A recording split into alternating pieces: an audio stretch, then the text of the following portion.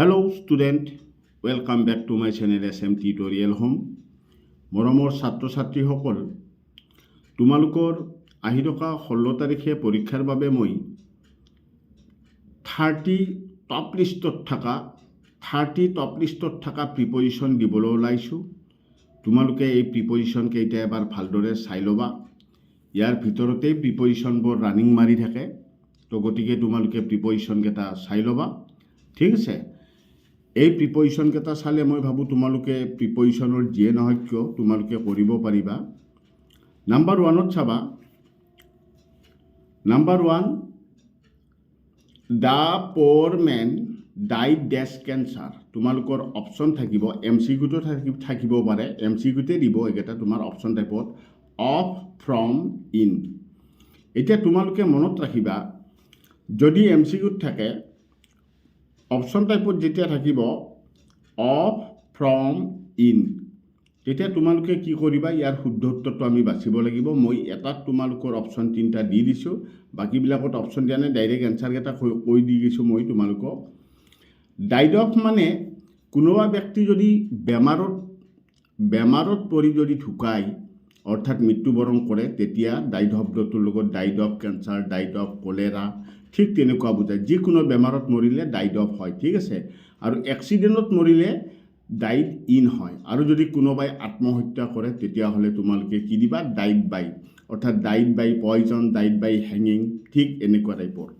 ঠিক আছে, নেক্সট চেণ্টেন্সটো চাবা তোমালোকে। প্ৰথমটো আছিলে the poor man died of cancer. Next 2 number চেণ্টেন্সটো চোৱা, we are proud of our country. Proud of মানে একেলগে, প্ৰাউড অফ মানে গৌৰৱ বোধ কৰা। We are proud of, proud দিছে, অফ দিয়া নাই, গতিকে প্ৰিপজিশ্যন অফ হ'ব। We are proud of our country. Number 3তে চাবা, শ্ব'জ are made of leather.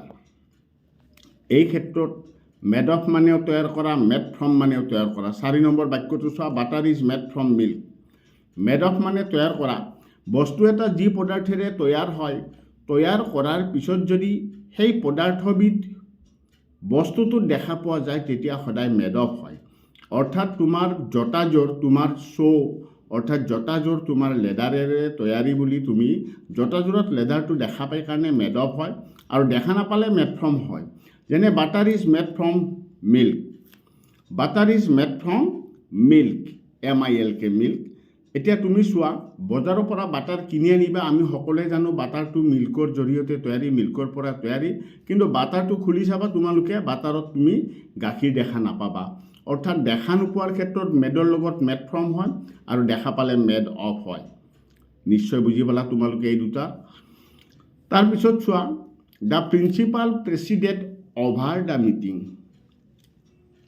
The principal presided over the meeting, ঠিক আছে, অভাৰ দ্য মিটিং, এইখিনিও এইটোও চাই ল'বা।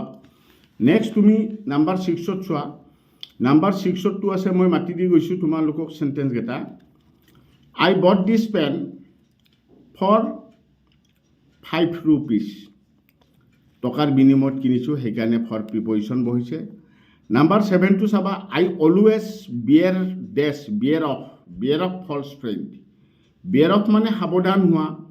যেনে কিছুমান মানুহৰ ঘৰত বিয়েৰ অফ ডগ বুলি লিখা থাকে গেটৰ সন্মুখত, তো বিয়েৰ অফ মানে সাৱধান হোৱা, অৰ্থাৎ মিছা বন্ধুত্বৰ পৰা তুমি সাৱধান হ'বা। Number 7, always beware of false friend, ঠিক আছে।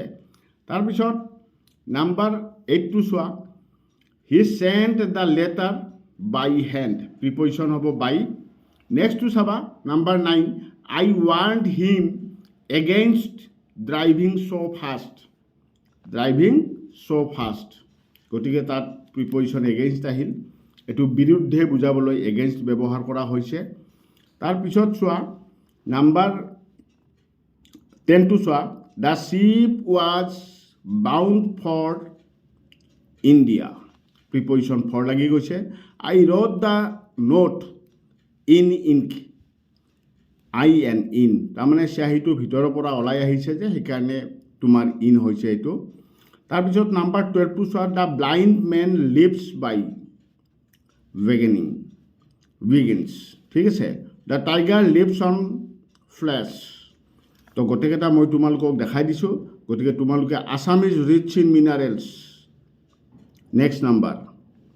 তো গতিকে তোমালোকে চাই যোৱা, মই সুন্দৰকৈ দেখাই আছোঁ। নাম্বাৰ 15, 16 ধুনীয়াকৈ চাই লোৱা, ঠিক আছে। এইকেইটা সুন্দৰকৈ তোমালোকে চাই ল'বা। বেছি নহয়, মাত্ৰ 30টা দিছোঁ। এই 30টা তোমালোকে ভালদৰে চাই ল'বা, ঠিক আছে। ইয়াত 21লৈকে আছে আৰু নেক্সট পেজত আছে কেইটামান, ঠিক আছে। Flour is made from wheat, এইটো দেখা নোপোৱাৰ ক্ষেত্ৰত, ঠিক আছে। তো গতিকে তোমালোকে এইখিনি ভালকৈ চাই ল'বা, ঠিক আছে। এইখিনি চোৱাৰ পিছত নেক্সট আৰু সেইটো পেজত আছে কেইটামান, মই তোমালোকক দি দিছোঁ, ঠিক আছে। যদি তোমালোকক আৰু কিবা দৰকাৰ থাকে মোক তোমালোকে কমেণ্টত জনাবা, কমেণ্টত জনালে মই তোমালোকক নিশ্চয় দি দিম। ইয়াতে চোৱা, ইয়াত নাম্বাৰ 22ৰ পৰা চাই যোৱা। He is senior to me by 3 years। Senior আৰু জুনিয়ৰ শব্দটোৰ লগত তোমালোকে সদায় টু প্ৰিপজিশ্যন দিবা, এইটো পাহৰি নাযাবা। ছিনিয়ৰ আৰু জুনিয়ৰ শব্দটোৰ লগত সদায় টু প্ৰিপজিশ্যন হয়। নেক্সট 23, আই গ' টু স্কুল ডেছ বাছ।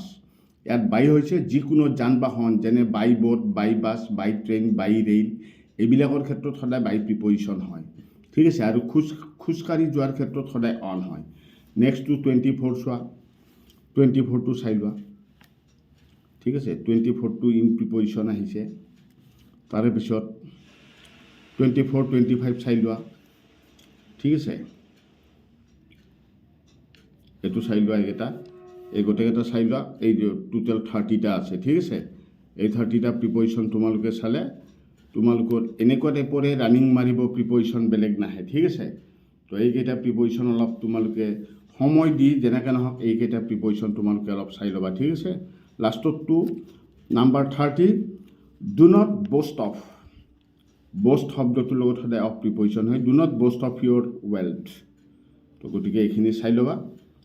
তো আজিলৈ আৰু বিশেষ নাই। তোমালোকে বহুতে মোক কমেণ্ট কৰি আছা মেথছৰ MCQ লাগে। তো মই অহাকালি তোমালোকক মেথছৰ MCQ অলপ দি দিম। খুব দৰকাৰী ইম্পৰ্টেণ্ট মেথছৰ MCQ হয়, সেইকেইটা চাই ল'বা, ঠিক আছে। আৰু কিবা যদি লাগে কমেণ্ট কৰিলে মই নিশ্চয় দিয়াৰ কাৰণে সাজু হৈ থাকিম তোমালোকক, ঠিক আছে। যেনেকৈ নহওক কিয় মই দি দিম, তোমালোকে চিন্তা কৰিব নালাগে। আজিলৈ আৰু বিশেষ নাই, ইমানতে সামৰণি মাৰিলোঁ। ধন্যবাদ।